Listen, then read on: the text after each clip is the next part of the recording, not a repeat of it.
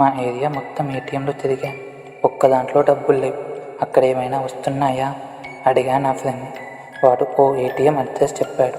అక్కడ ఎప్పుడు డబ్బులు ఉంటాయి అన్నాడు. ఆటోలో ఆ అడ్రస్కి వెళ్ళి ఏటీఎంలో డబ్బులు డ్రా చేశాను. అలా రోడ్డు మీదకి వెళ్తున్నాను. రోడ్డుకి ఇరువైపులా పెద్ద పెద్ద గేట్లు, ప్రహరీ గోడలతో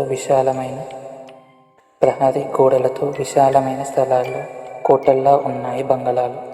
ఉన్నట్టుండి ఓ బంగళా నుండి పెద్ద అరుపు వినపడింది. ఆ బంగళా దగ్గరికి వెళ్ళాను. గేటు తెరిచే ఉంది.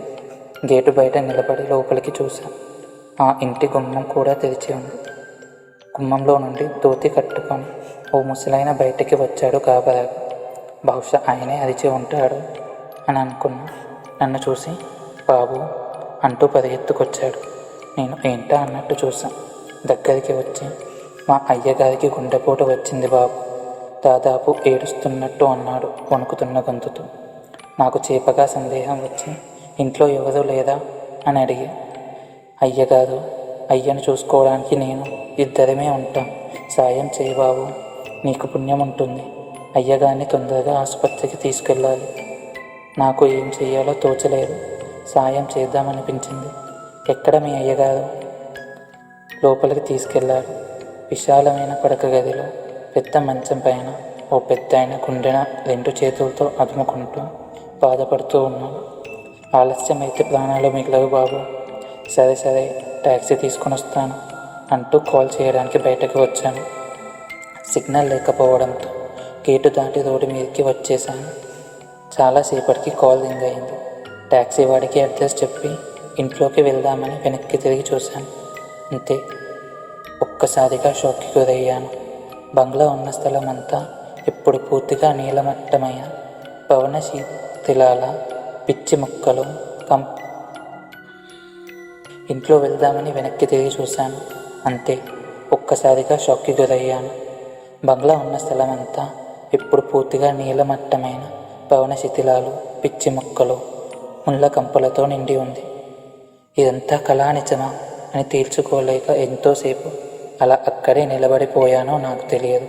హలో సార్ అనే పిలుపుతో ఈ లోకంలోకి వచ్చేది. నా మొబైల్ మోగుతూ ఉంది. ట్యాక్సీ డ్రైవర్ నుండి కాల్. పక్కన ట్యాక్సీ ఆగి ఉంది. నా మొబైల్ మోగడంతో కాల్ కట్ చేసి కన్ఫర్మ్ చేసుకున్నా. ఈ అడ్రస్కి ట్యాక్సీ బుక్ చేశారు, అది మీరే కదా సార్ అన్నాడు ట్యాక్సీ డ్రైవర్. అవును. రండి సార్, త్వరగా ఎక్కండి. ముందే ఈ చోటు అంత మంచిది కాదు. అతని మాటలు నాకు బుద్ధకెక్కడం లేదు. మస్తిష్కం నిండా ఆ బంగళా, తోతి ముసలైన పెద్ద ఆయన ఆలోచనలే. అక్కడ బంగ్లా కనపడుతుందా నీకు? నేను చూస్తున్న నీలమట్టమైన బంగ్లా నిజమా కాదా అని అనుమానంతో అడిగా టాక్సీలో కూర్చుంటూ. బంగ్లానా? ఎక్కడ సార్? అతనికి చేత్తో చూపించాను. ఆయన ఆ ఏరియా మంచిది కాదు అని ఎందుకన్నాడు? దాని వత్తాసుగా నేను అడగటమే తడావు అన్నట్టు. మొత్తం కూలిపోయిన బంగ్లా ఉంది కదా సార్, దాన్నే అడుగుతున్నారా? ఇప్పుడు కాదు కానీ ఒకప్పుడు ఉండేది ఇక్కడ బంగ్లా.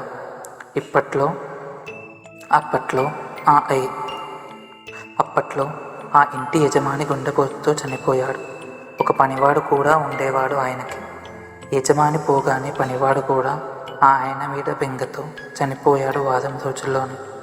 యజమాని పిల్లలు ఫారిన్లో ఉంటారు. ఎవరో ఆ బంగ్లాకి పట్టించుకోకపోవడంతో అది కూలిపోయింది. చెప్పి, ఎందుకు సార్ ఆ బంగ్లా గురించి అడుగుతున్నారు అన్నాడు ట్యాక్సీ డ్రైవర్. ఏం లేదు, పరధ్యానంగా అన్నాను. మీకు కూడా ఆ బంగ్లా, ముసలాళ్ళు కనిపించలేదు కదా అన్నాడు. బహుశా నా బాలకం చూసేమో. నీకెలా తెలుసు? నాకే కాదు సార్, ఈ ఏరియాలో ఉండే వాళ్ళందరికీ తెలుసు ఆ బంగ్లా, ఆ పనివాడు, అతని అయ్యగారి గురించి. అయోమయంగా డ్రైవర్ వైపు చూశాను.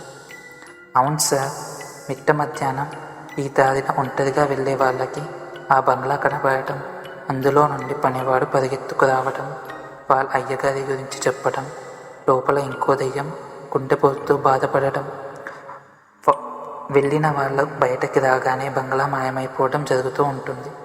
అందుకే ఎవరు కాలినడకన ఈ రోడ్డున వెళ్ళరు ఈ టైంలో.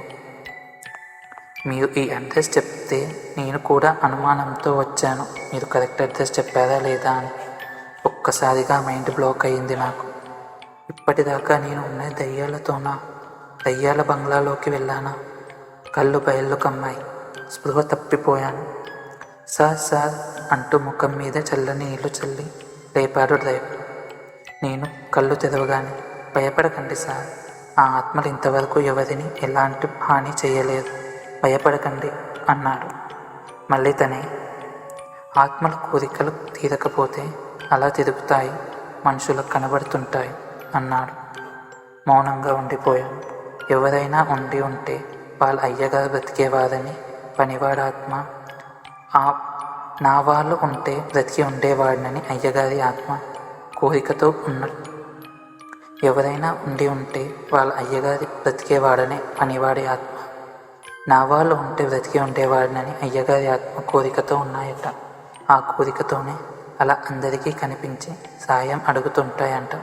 ఆ పనివాడి ఆత్మ అలా గుండెపోటుతో భయపడుతుందంట.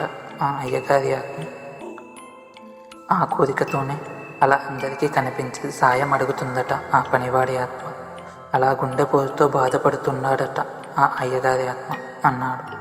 ఆ సంఘటన జరిగిన రోజు నుండి నెల రోజుల వరకు నేను జ్వరంతో ఇంట్లో నుండి బయటికి వెళ్ళలేదు.